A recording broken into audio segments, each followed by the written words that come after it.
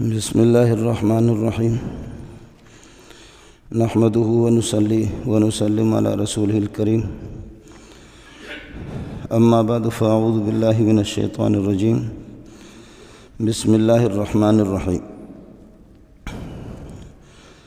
إن الذين قالوا ربنا الله ثم استقاموا تتنزل عليهم الملائكة ألا تخافوا ولا تحزنوا وأبشروا بالجنة التي كنتم توعدون نحن أولياؤكم في الحياة الدنيا وفي الآخرة ولكم فيها ما تشتهي أنفسكم ولكم فيها ما تدعون نزلا من غفور رحيم اللهم صل على محمد وعلى آل محمد كما صليت على إبراهيم وعلى آل إبراهيم إنك حميد مجيد اللهم بارك على محمد وعلى آل محمد كما باركت على إبراهيم وعلى آل إبراهيم إنك حميد مجيد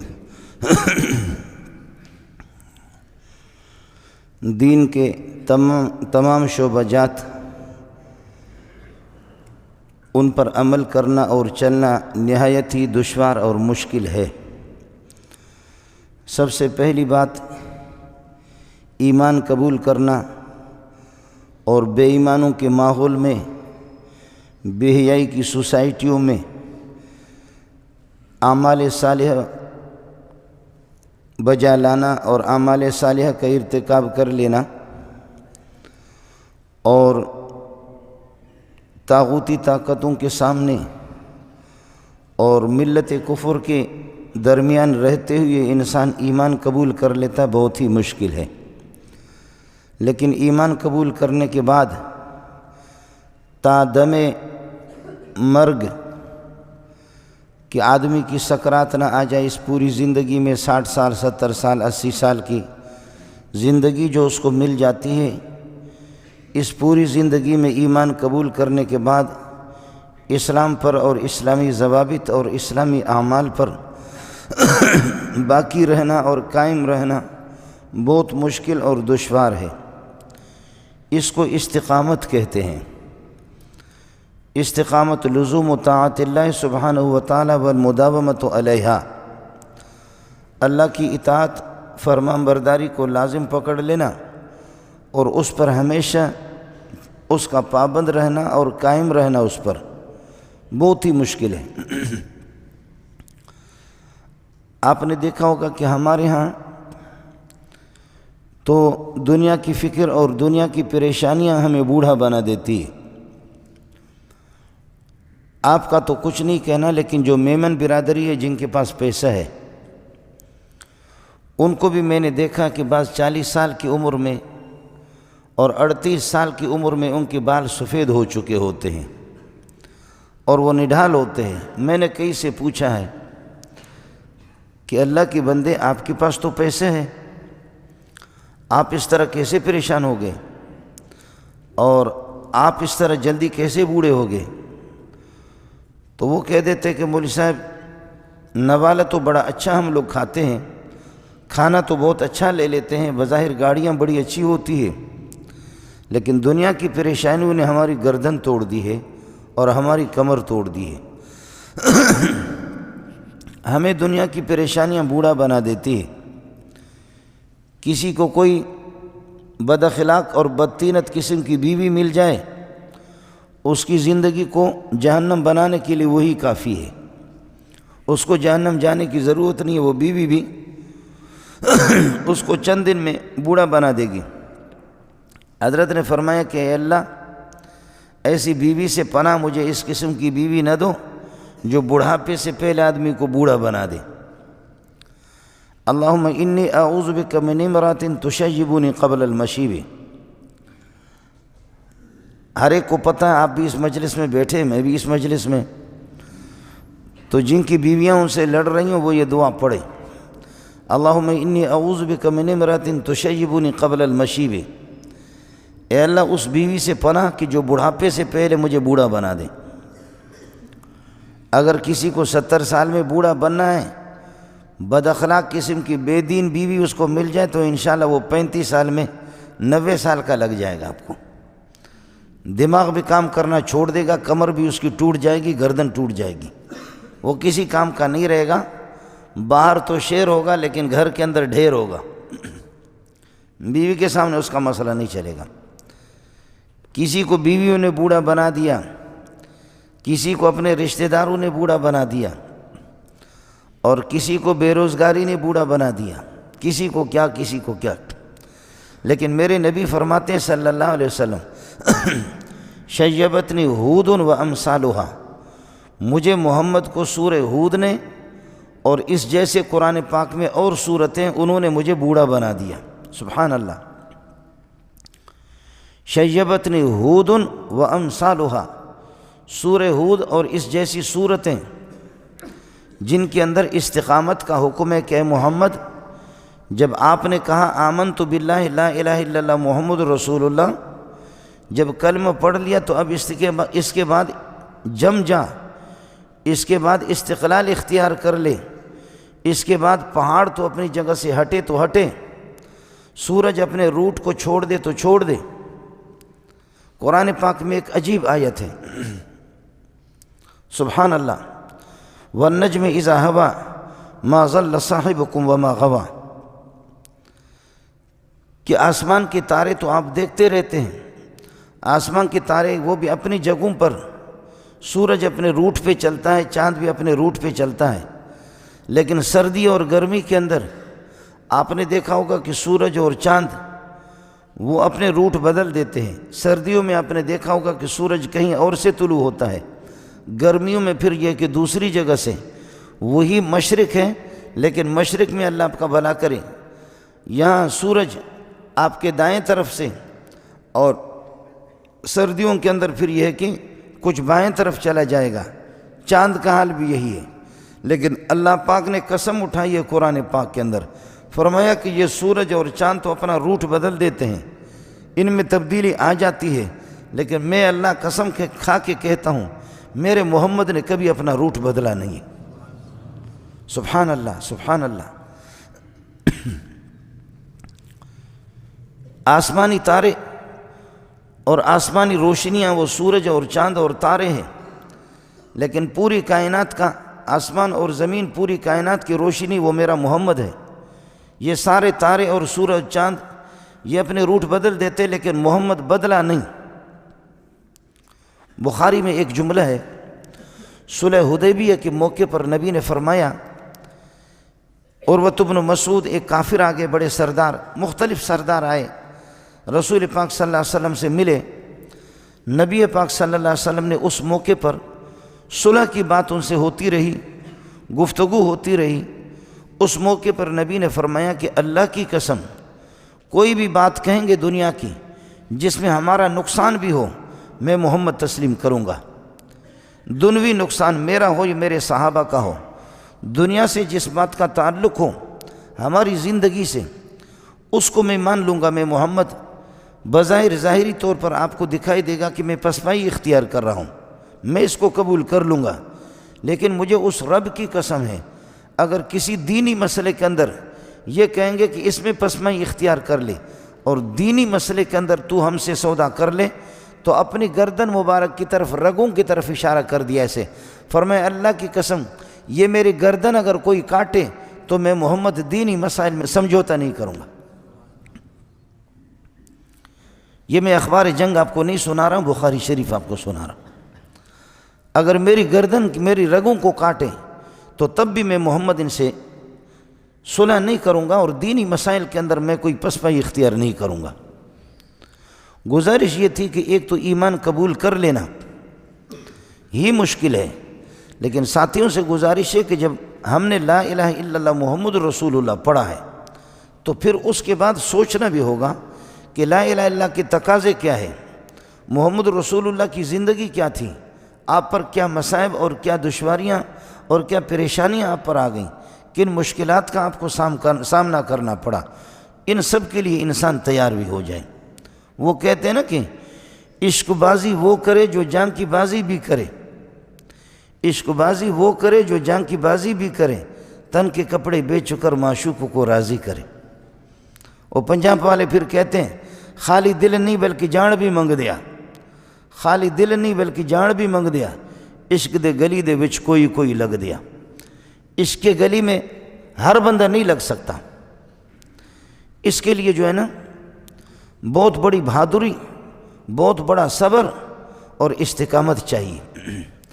اس لیے بزرگوں نے، امام غزالی رحمۃ اللہ علیہ کا قول ہے کہ آپ کہتے ہیں کہ کوئی دریا کے اوپر چلتا ہے اور دریا میں غرق نہیں ہوتا، اور دریا سے اس کے پاؤں بھیگتے نہیں ہیں، اس کے جوتے بھیگتے نہیں ہیں، اور دریا کا پانی ان کے پاؤں کو نہیں لگتا، آپ کہیں گے یہ بہت بڑا بزرگ ہے، کہتے ہیں نا پنجاب بڑا بزرگ ہے، آپ کہیں گے کہ یہ بزرگ ہے، اور بلوچ کہیں گے کہ مزن بزرگ ہے۔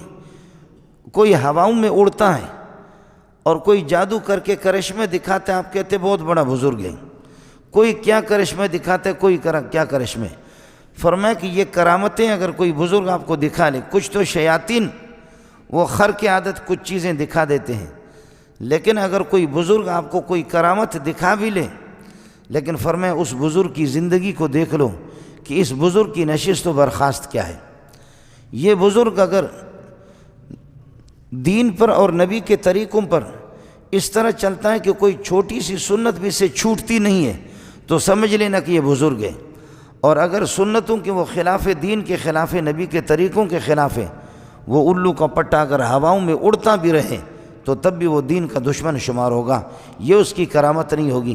امام غزالی نے بڑا پیارا جملہ کہا، فرمایا الاستقامت فوق الف کرامت، الاستقامت فوق الف کرامت، دین پر جمے رہنا، دین پر قائم رہنا، اور دین کی سودا بازی نہ کرنا، اور دین میں مصیبتوں کا سامنا کرنا، مشقتوں کا سامنا کرنا، یہ ہزار لاکھوں کرامتوں سے بہتر ہے۔ اس قسم کی کرامتیں کچھ بھی نہیں ہوتی۔ میں اللہ کے گھر میں بیٹھا ہوں، ہمارے یہاں ایک بورچی تھے، اس بورچی نے ایک دن میں سبق پڑھا کر کے آ گیا اس کے کمرے میں، تو اس بورچی نے میرا بدن دبانا شروع کر دیا، تو جیسے یہاں میرے کندھے دبائے مذاق میں، پھر وہ رونے لگے، روئے، دیندار آدمی تھا۔ میں نے کہا آپ کیوں رو رہے ہیں؟ کہنے لگے کہ میں نے ایک عالم کا بدن جب دبایا، بدن دبا کر کے پھر اس کی قمیض جیسے اٹھائی تو اس نے کہا کہ پیٹھ پہ کچھ یہاں یہ ہے کہ کچھ زخم ہے، کیا ہے، یہاں اس کو مل دو، کوئی تیل میں لگا دو۔ تو اس بورچی نے مجھے بتایا، اس نے کہا کہ جب میں نے اس عالم کی قمیص اٹھائی تو میں نے دیکھا کہ سریوں کے نشانات ہے، اور آگ سے بھی اس کے پیٹھ کو جلا گیا ہے۔ اللہ کے گھر میں بیٹھتے ہوئے میں آپ کے سامنے کیا جھوٹ بولوں گا، اور آپ مجھے کوئی انعام بھی دیں گے کیا؟ اس نے کہا کہ میں نے اس کے پیٹھ پہ دیکھا زخم، ڈنڈوں کے زخم ہے، سریوں کے زخم ہے، اور ایسا محسوس ہوتا ہے کہ ماچس کی تیلی لگا کر کے اس کے جسم کو داغا گیا ہے۔ کہتے ہیں کہ جب میں نے یہ دیکھا تو مجھ سے رہا نہ گیا، میں رو پڑا۔ اس نے کہا کہ بیٹا نہ رو، رونے کی بات نہیں ہے، یہ وہ کچھ ہے کہ جو آپ دیکھ رہے ہیں، یہ وہ کچھ ہے جو کچھ آپ دیکھ رہے ہیں، اور اس کے علاوہ جو ہمیں اذیتیں دی گئی ہے اس کا آپ کو اندازہ نہیں ہے، اگر وہ بتا دوں گا تو تیرا کلیجہ باہر آئے گا۔ میں نے کہا وہ کیا ہے؟ میں ملک پاکستان کی بات کر رہا ہوں، سمجھے؟ کہنے لگے جب ہمیں جیلوں میں لے جایا گیا ہے، قید خانے کے اندر، تو ہمیں الٹا لٹکایا بھی گیا ہے، ہماری آنکھوں کو باندھ کر کے ہماری پٹائی جوتوں سے بھی ہوئی ہے، سریوں سے بھی ہوئی ہے، اور ہمارے جسم کو داغا بھی گیا ہے، ماچس کی تیلی لگا کر کے بھی داغا گیا ہے، اور گرم استری بھی میرے جسم پہ، میرے پیٹھ پہ رکھا گیا ہے، اور پھر اتنے بڑے بلاک، ان بلاکوں کو رسی میں باندھ کر کے میرے نفس کے ساتھ اور ان سیین کے ساتھ، ان کے ساتھ باندھ کر کے کہنے لگے اب دوڑ لگاؤ، چلو۔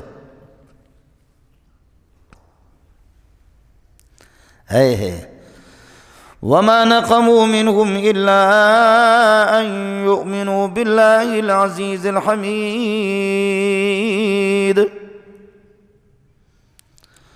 تم اللہ والوں سے کس چیز کا انتقام لے رہے ہو؟ یہ قصور ہے ان کا کہ إِلَّا أَن يُؤْمِنُوا بِاللَّهِ الْعَزِيزِ الْحَمِيدِ، انہوں نے رب پاک پر، اللہ پر انہوں نے ایمان لایا۔ تمہیں شرم بھی تو آنی چاہیے۔ ملک پاکستان کی میں بات کر رہا ہوں، برطانیہ کی جیلوں میں یہ چیز نہیں ہے۔ سنتے رہو اور اپنے سینوں پر یہ ہے کہ آپ یہ ہے کہ پھر پتھر رکھو اپنے سینوں پر اور اپنے کلیجے پر. وَمَا نَقَمُوا مِنْهُمْ إِلَّا أَن يُؤْمِنُوا بِاللَّهِ الْعَزِيزِ الْحَمِيدِ. کس چیز کا انتقام لے رہے ہیں؟ قُتِلَ أَصْحَابُ الْأُخْدُودِ النَّارِ ذَاتِ الْوَقُودِ. ایک کھائیوں والے خدا تمہیں تباہ کر دے. تم نے کھڈے کھود کر کے ان کے اندر آگ جلائی، کوئلہ ڈال دیا اور ایمان والوں کو ان میں ڈال دیا. یہ قرآن سنا رہا ہوں آپ کو. قتل اصحاب الاخدود النار ذات الوقود. کھائیوں والے اللہ کرے کہ یہ تباہ ہو جائیں، ان کی غارت ہو، یہ تباہ ہو جائے، ذلیل ہو جائے. یہی اس کا ترجمہ ہے. کس چیز کا انتقام لے رہے ایمان والوں سے؟ وَمَا نَقَمُوا مِنْهُمْ إِلَّا أَن يُؤْمِنُوا بِاللَّهِ الْعَزِيزِ الْحَمِيدِ. جنہوں نے اپنے سینوں کے اندر عزیز حمید کو، اللہ کو بسایا ہے، یہی جرم ہے. وَمَا تَنْقِمُ مِنَّا إِلَّا أَنْ آمَنَّا بِآيَاتِ رَبِّنَا. کس چیز کا تم ہم سے انتقام لے رہے ہو؟ کہ ہم نے اللہ پر ایمان لایا ہے. یہ جرم ہے. چھٹا پارہ ہے یہ، اور وہ آخری پارہ تھا جو پہلی باری آیت میں نے پڑھی. فَاقْضِ مَا أَنْتَ قَاضٍ إِنَّمَا تَقْضِي هَذِهِ الْحَيَاةَ الدُّنْيَا إِنَّا آمَنَّا بِرَبِّنَا لِيَغْفِرَ لَنَا خَطَايَانَا وَمَا أَكْرَهْتَنَا عَلَيْهِ مِنَ السِّحْرِ. او بغیرت فرعون، جو کچھ تجھے کرنا ہے کر لے. ہم تو بڑے بڑے جادوگر ہیں، ماسٹر ہیں، جادوگروں کے ماہر ہیں، استاذ ہیں. ہمارے تو ہزاروں شاگرد ہیں، ہم نے ان کو جادوگری سکھایا ہے، ہم جادو ہے. لیکن ہمارا جادو خود ساختہ فیل ہو گیا. نبوت کے سامنے نبی کا مقابلہ ہم نہیں کر سکے. ہم سمجھ گئے. آپ تو جانتے نہیں الو کا پٹا ٹٹو، تو جانتا بھی نہیں ہے کہ جادو کیا ہے. لیکن جادوگر کہتے ہیں ہم تو استاد ہیں، ہم تو استاد ہیں جادوگر کے. جادوگری میں ہماری زندگیاں گزر گئی ہیں، ہم جادو جانتے ہیں. الو کا پٹا تو ویسے ہی بنا ہوا ہے. ہمارا صدر بنا ہوا، صدر صاحب. تجھے معلوم نہیں ہے کہ جادو کیا ہے، معجزہ کیا ہے. تجھے پتہ بھی نہیں ہے رب حقیقی کیا ہے، اور ٹٹی والا رب کون ہے کہ جس کے پیٹ میں 10-12 کلو ٹٹی پڑی ہوئی ہے. تو رب بنا ہوا ہے. انا ربکم الاعلی. تیرے سامنے حقیقت واضح نہیں ہے. تو لڈ اور لڈو کا فرق کرتا بھی نہیں ہے. تجھے گٹر کے پانی اور روئی افزا میں بھی فرق معلوم نہیں ہے. ہمیں معلوم ہے، ہم تو جادوگر ہیں. ہم تو جادوگر ہیں. ہماری زندگیاں جادو میں گزر گئی ہے. ہمارے شاگرد ہیں 80,000 صرف جادوگر، لاکھوں کے تعداد میں تماشا بین. فَاجْعَلْ بَيْنَنَا وَبَيْنَكَ مَوْعِدًا لَا نُخْلِفُهُ نَحْنُ وَلَا أَنْتَ مَكَانًا سُوًى. اے موسیٰ، کوئی گراؤنڈ مقرر کرو، کوئی میدان مقرر کرو. اس میدان میں میں فرعون اپنے جادوگروں سمیت آ جاؤں گا، اور آپ بھی آ جائیں، تو پھر دیکھوں گا کہ تو کون ہوتا ہے، تیرا رب کون ہوتا ہے. ان رسولکم الذی ارسل الیکم لمجنون. اے بدبختو، دیکھتے نہیں ہو تمہارا یہ رسول پاگل ہے. موسیٰ علیہ السلام کو کہہ رہے پاگل ہے. خدا تمہارے ہاتھوں کو شل کرے. ان رسولکم الذی ارسل الیکم لمجنون. یہ جو تمہارا رسول ہے، تم اس کو رسول کہتے ہو؟ رسول ایسا ہوتا ہے؟ صرف قرآن کا ترجمہ آپ کو سنا رہا ہوں، صرف قرآن. ان رسولکم الذی ارسل الیکم لمجنون. اے بنی اسرائیلو، تمہیں کوئی اور نہیں ملا، یہ پاگل موسیٰ ملا. الیس لی ملک مصر وہذہ الانہار تجری من تحتی. مصر کی حکومت میری نہیں، یہ باغات میرے نہیں، یہ مصر کے میٹھے پانی کی بڑی بڑی نہریں یہ میری نہیں. یہ نہریں میری، یہ باغات میرے، یہ سونے کے ڈھیر میرے، یہ چاندی کے ڈھیر میرے، یہ سارے کے سارے میرے مخلوق، میں ان کا خالق. الیس لی ملک مصر وہذہ الانہار تجری من تحتی. یہ 25واں پارہ ہے، سورہ زخرف ہے. مصر کی حکومت میری نہیں، اتنا پیسہ اتنا ڈھیر، جو روٹی کے لیے ترسے وہ آ کر کے میرا مقابلہ کرے گا۔ ہمیشہ باطل کا مقابلہ فقیر لوگ کرتے ہیں، ہمیشہ ذلتوں کا اور کفر کا مقابلہ غریبوں نے کیا ہے۔ ترنے والے کے پیچھے جب آدمی لگتا ہے نا تو بہت کچھ پھر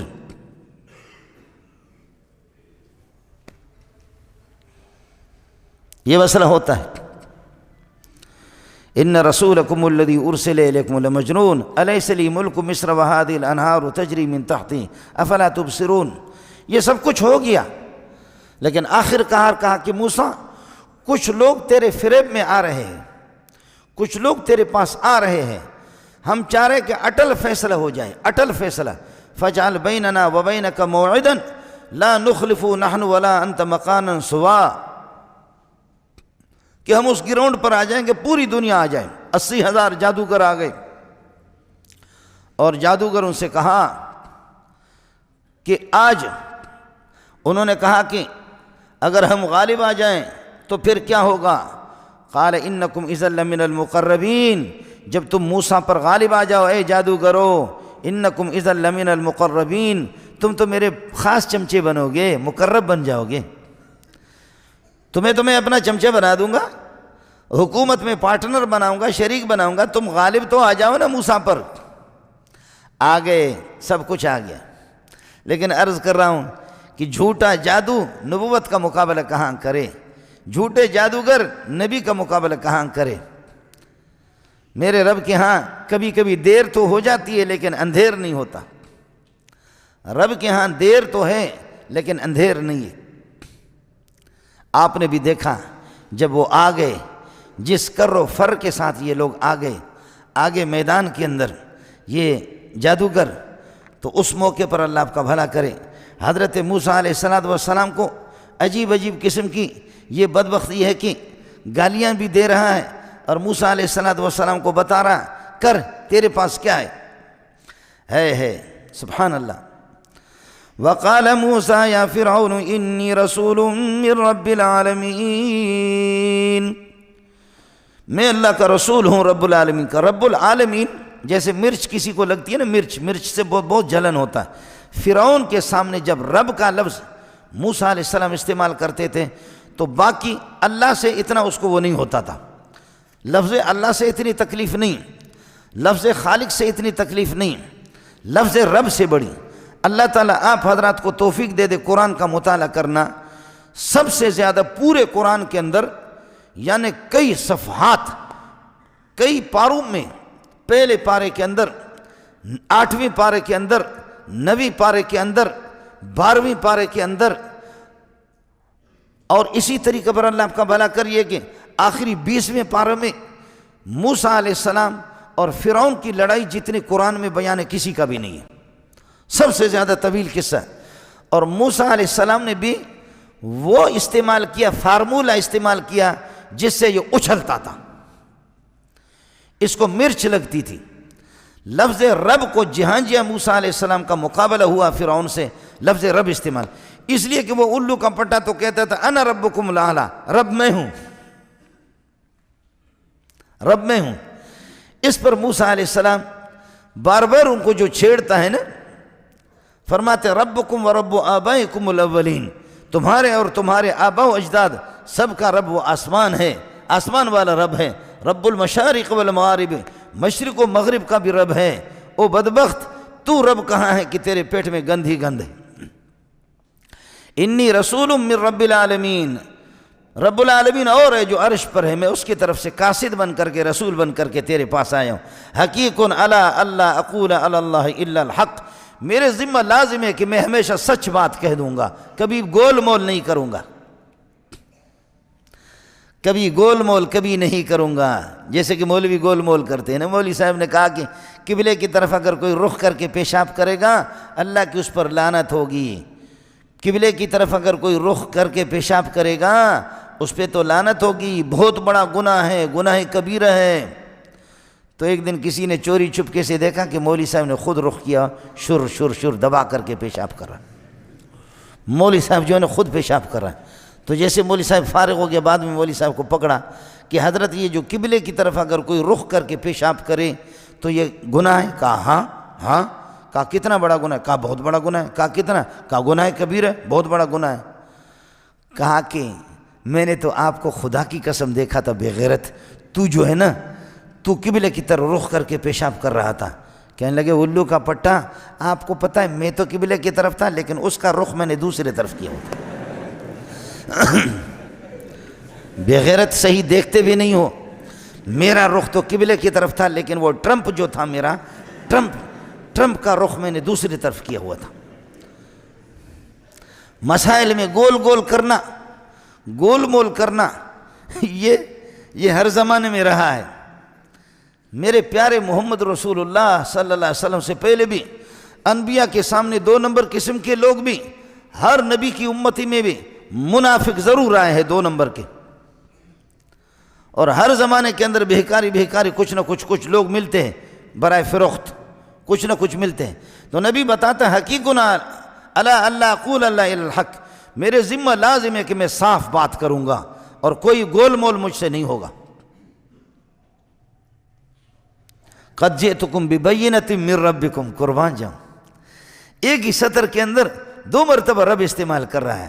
میں معجزہ اور رب لے کر کے تیرے پاس آیا ہوں، رب کی طرف سے معجزہ لے کر کے آیا ہوں، یہ ظلم چھوڑ۔ فارسل معی بنی اسرائیل کو، جن کی بیویوں کو جو بھی خاتون تجھے اچھی لگے اس کی عزت تیرے اور تیرے کمانڈو اور تیرے فوجی اس کی عزت لوٹتے۔ یذبحون ابناءکم، بچوں کو ذبح کریں، ویستحیون نساءکم، اور عورتوں کو زندہ رکھے۔ اس کا ترجمہ ایک مولوی کرے گا یستحیون نساءکم، ان کی عورتوں کو زندہ رکھتے۔ دوسرا ترجمہ مجھ سے سن کر کے جا کر کسی سے پتہ کر لینا، ویستحیون نساءکم، تمہاری عورتوں کی شرمگاہوں کو استعمال کرتے ہیں۔ اس کا یہ ترجمہ ہے۔ اصل ایسے بے غیرت تھے یہ، اس کے کمانڈو اور اس کے مقربین، اس کے چمچے، بچوں کو ذبح کرو۔ وَيَسْتَحْيُونَ نِسَاءَكُمْ، اور بنی اسرائیل کی عورتوں، اے بنی اسرائیلو کچھ تو غیرت سے کام لے لو۔ یستحیون نساءکم، تمہاری عورتوں کی شرمگاہوں کے ساتھ کھیلتے رہیں، ان کی شرمگاہوں کو استعمال کریں۔ وَفِي ذَلِكُمْ بَلَاءٌ مِّن رَبِّكُمْ عَظِيمٌ، اس میں، اس صورتحال میں تمہارے لیے ایک بڑی آزمائش ہے۔ اس سے بڑھ کر کے کون سی آزمائش تم پر آنی چاہیے؟ کس چیز کا انتظار کرتے ہو؟ جس کی جو بھی مرضی۔ ہمارے بلوچستان میں جب برطانیہ کا دور تھا تو یہ ہمارے وڈیرے، ہمارے بلوچوں کی میں ترتیب بتاتا ہوں، میں پٹھانوں کی ذمہ دار نہیں ہوں۔ ہمارے چھوٹا سا ہوتا ہے جو چند ایک محلے پر بڑا ہوتا ہے، اس کو کہتے ہیں ٹکری، اس کے اوپر ہوتا ہے پھر اس کو کہتے ہیں میر، اس کے اوپر ہوتا ہے تو اس کو کہتے ہیں سردار، سردار کے اوپر ہوتا ہے پھر اللہ آپ کا بھلا کرے نواب، نواب کے اوپر ہوتا ہے پھر خان۔ یہ ہمارے بلوچوں کی ترتیب ہے۔ اب پٹھان بلوچ، باقی پٹھان اور سرائکی پنجابی تم اپنی ترتیب خود کرو، میں نے تمہارے ذمہ تھوڑی لیا ہے۔ تو ہماری ترتیب یہی ہوتی ہے کہ جو غریب 15-20 مسکینوں پر 100-150 پر جو بڑا ہوتا ہے، جو لوسی ہوتا ہے، اس کو کہتے ہیں ٹکری۔ اس ٹکری کے اوپر بڑا والا لوسی ہوتا ہے تو اس کو کہتے ہیں میر۔ اس میر کے اوپر ہوتا ہے پھر اس کے اوپر ہوتا ہے سردار، سردار مردار کے اوپر پھر ہوتا ہے نواب، نواب کے اوپر ہوتا ہے پھر خان۔ برطانیہ کے دور حکومت میں جب ان کے کیمپ لگے ہوئے تھے، یہاں پر ہمارے علاقے میں بھی کیمپ لگے ہوئے تھے، اور آج عربی تاریخوں کے اندر بھی، عربی تاریخوں میں بھی کسی سردار کا ذکر نہیں ہے بلوچستان کے، لیکن ایک سردار کا ذکر ہے جو انگریز کے منہ پہ گولیاں مارتا تھا، قربان جاؤں، اس پر تہجد گزار تھے، حضرت شیخ الہند رحمۃ اللہ علیہ کی جماعت میں تھے۔ اس سردار کا نام تھا نور محمد۔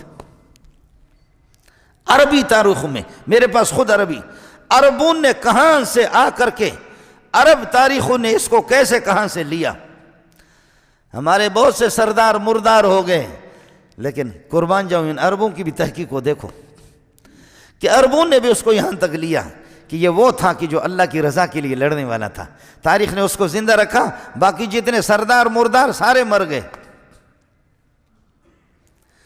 تو ہمارا ایک سردار جو تھا، ایک سردار ہمارا، وہ گیا کسی جگہ پر، گیا جا کر کے وہاں کے بلوچوں سے اور وہاں کے لوگوں سے، مینگلوں سے کہا کہ یہ جو ہمارے افسر حضرات، ان کے بڑے بڑے کیمپ لگے ہوئے ہیں، افسر حضرات ان کے کیمپ لگے ہوئے، بڑے بڑے افسر ہیں، تعلیم یافتہ معزز مہذب قسم کے لوگ ہیں.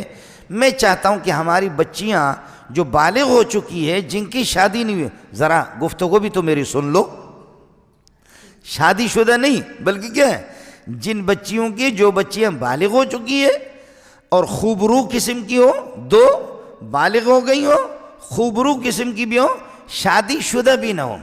آپ سن رہے ہیں؟ آپ سن رہے ہیں؟ میں چاہتا ہوں، سردار صاحب فرماتے ہیں، میں چاہتا ہوں کہ ہماری اس قسم کی بچیاں گھروں میں بیٹھی ہوئی ہے، بیکار کیا کر رہی ہے، وہ اگر اس طرح کیمپوں میں ان کو لے جاؤں گا، ان کو بھرتی کراؤں گا، اور وہ یہ ہے کہ یہ جو بڑے بڑے افسر ہیں، ان افسروں کی کیا کریں، ان افسروں کی خدمت کریں گے تو اچھی خاصی یہ کہ روزی ہمیں مل جائے گی، پیسے مل جائیں گے، ہمارا گزار بیکار بیٹھی ہوئی ہے. یہ غریب لوگ تھے. انہوں نے کہا کہ جی سردار صاحب آیا ہوا ہے، بہت بڑا آدمی آیا ہوا ہے. سردار صاحب کے لیے انہوں نے پہلے بکرے بھی ذبح کر دیا، وہ بلوچی جو سجی ہوتی ہے وہ سجی بھی اس کو کھلایا، اور سجی کھلانے کے بعد پھر مسئلہ ہو گیا کہ اللہ آپ کا بھلا کرے. اب سردار صاحب نے اپنا مقصد بھی ظاہر کیا کہ میری آمد کس وجہ سے ہوئی ہے. اس نے کہا اس مقصد کے لیے میں آیا ہوں. ان لوگوں نے کہا جی اچھی بات ہے، ابھی رات عشاء ہے، آپ آرام فرما لیں، صبح تک ہم دیکھیں گے کہ ہمارے محلے میں، ہمارے علاقے میں کون کون سی بچیاں بالغ ہو چکی ہے اور کون کون سی بچیاں خوبرو بھی ہوں، خوبصورت بھی ہوں، شادی شدہ بھی نہ ہوں، تو پھر آپ کے حوالے کریں گے، سوچیں گے. آپ ابھی آرام فرمائیں.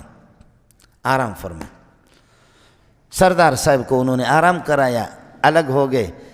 سبحان اللہ. جب الگ ہو گئے، الگ ہو کر کے کہنے لگے غربت الگ چیز ہے، غیرت الگ چیز ہے. واہ! آپس میں کہنے لگے غربت الگ چیز ہے اور غیرت الگ چیز ہے. غریب تو ہے لیکن بے غیرت نہیں ہے ہم لوگ. اس کو جرت کس طرح ہوئی کہ ہمارے پاس آیا، جو ہم سے ہماری غیرتوں کا سودا کر رہا ہے، کہ غیر شادی شدہ بالغ، غیر شادی شدہ خوبصورت خوبرو قسم کی عورتیں ہوں. یہ کیا کہنا چاہ رہا ہے؟ اس کو جرت کس طرح ہوئی کہ ہماری غربت کو دیکھ کر کے یہ ہمیں بے غیرت سمجھ چکا ہے. ارے اس کے بعد تمہاری غیرت کب جاگ اٹھے گی؟ اس کے بعد تمہاری غیرت کب جاگ اٹھے گی؟ اللہ ان کو جزائے خیر دے. سردار صاحب کے جسم کے 47 ٹکڑے کر دیے. سردار صاحب کے جسم کے، آپ کا پتہ نہیں ہے، یہ یہاں پٹھان بھی بیٹھے ہوئے، ہمارے ہاں یہ جو بکری کو ذبح کرتے ہیں یا بکرے کو، تو اس میں جو بوٹیاں ہوتی ہے جو نقشے کے مطابق، جیسے کہ دیکھیں یہ آپ کی انگلیاں ہیں، جوڑ ہے، اس کے 3 جوڑ ہیں، سمجھے، پھر ہاتھ کا یہ گٹا ہے، یہ بھی جوڑ ہے، پھر یہ بھی جوڑ ہے، اللہ آپ کا بھلا کریں. تو جیسے بکری کے اندر جو جوڑ جو ہوتے ہیں نا، جوڑ جو ہوتے ہیں، جوڑوں کے اعتبار سے پھر اس کی بوٹیاں بناتے ہیں، جہاں جہاں جوڑ آتے ہیں، مفاصل آتے ہیں، تو اس اعتبار سے ہمارے بلوچوں میں 47 مشہور ہے. اب پٹھانوں کا پتہ، وہ تو میرے خیال بغیر ترتیب کے ایسے ہی کاٹتے. تو ہمارے بلوچ لوگ جیسے بکری کو ذبح کرتے ہیں نا ترتیب سے، سمجھے. اب یہ ہے کہ پٹھان لوگ ناراض ہو جائیں گے، وہ کہیں گے پتہ نہیں. بہرحال میرے خیال میں یہ پٹھان اور یہ اسی طریقے اور اردو بولنے والا یا سرائکی بغیر ترتیب کے بس ایسی بوٹیاں بناتے. ہمارے اس نقشے کے مطابق بناتے. نقشے کے مطابق یہ ہے کہ جہاں جہاں اس کی جوڑ ہوتے ہیں اسی اعتبار 47. تو سردار صاحب کو تسلی کے ساتھ انہوں نے جیسے بکری کے 47 ٹکڑے ہوتے اس کے بھی 47 ٹکڑے کر دی، اور ٹکڑے کر کے ایک ٹوکری میں ڈال دی، اور ان کے بڑوں کو اطلاع دی کہ گوشت تو تم نے بہت کھایا ہوگا لیکن ہرن کا گوشت نہیں کھایا ہوگا، خاص قسم کا ہرن تمہارے لیے ہم نے تیار کر کے رکھا ہے. اگر اس کی گوشت تمہیں لینے، اس زمانے میں یہ موبائل بھی نہیں ہوتے تھے، پی ٹی سیل فون کی بھی یہ سہولت بھی اتنی نہیں تھی. اب 3-4 دن کے بعد جیسے گرمی میں وہ لوگ پہنچے، دیکھے کہ اس سے کتے کی بدبو آ رہی ہے. اس کے ٹکڑے انہوں نے اٹھا دیے. ان کی شریعت میں شہید ہو گیا، لیکن ہماری شریعت میں مردار ہو گیا. وہ اپنی اصطلاح میں وہ تو آج تک اس کو شہید کہیں، لیکن یہ کہ عام اللہ والوں کی اصطلاح میں اس کو شہید نہیں کہا جائے گا. اللہ والے اس کو کہیں گے وہ سردار مردار ہو گیا. یہ صورتحال ہے تمہارے. ارسل معی بنی اسرائیل، تمہیں جو بھی چاہتا ہے بغیرت، تمہیں تو غیرت آنی چاہیے. میری بنی اسرائیل کی جو بھی خاتون، جو بیٹی، جو بہن، جس کی عزت کے ساتھ تم سودا کرو، میرے ساتھ کر دو ان کو. مزید ظلم برداشت نہیں کریں گے۔ قال ان کنت جئت بآیۃ فات بہا، اگر تیرے پاس کوئی معجزہ ہے لے کر کے آ جاؤ، ان کنت من الصادقین، اگر تو سچا ہے۔ اس کی ٹیٹ مارنے کو تو دیکھو، نبی کو کہتے اگر تو سچا ہے۔ ارے نبی خدا کی قسم 100% سچا ہے، یہ شک میں کہتا ہے۔ موسیٰ علیہ السلام نے فرمایا کہ سچا ہوں، کر لے تو۔ جادوگروں کو جمع کیا تھا گراؤنڈ میں، میدان میں، 80,000 تک تو جادوگر تھے، لاکھوں کا مجمع تھا۔